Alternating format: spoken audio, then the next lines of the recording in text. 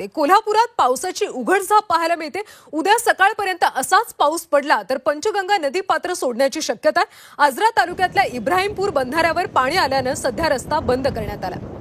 कोल्हापूर जिल्ह्यामध्ये सध्या पाऊस पाहायला मिळतोय। काही ठिकाणी पावसाची उघडझाप पाहायला मिळते आणि उद्या सकाळपर्यंत असाच पाऊस पडला तर पंचगंगा नदी पात्र सोडण्याची शक्यता आहे। आजरा तालुक्यातल्या इब्राहिमपूर बंधाऱ्यावर पाणी आल्याने हा रस्ता सध्या बंद करण्यात आला।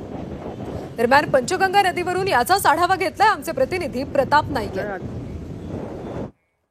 कोल्हापूर जिल्ह्यात पावसाची उघडझाप सुरू आहे, पण आपण पाहतो की धरणाच्या पाणलोट क्षेत्रामध्ये मात्र या ठिकाणी मुसळधार पाऊस होताना दिसतोय। त्यामुळे जिल्ह्यातील नद्यांची पाणी पातळी जी आहे ती मोठ्या प्रमाणात वाढताना दिसते।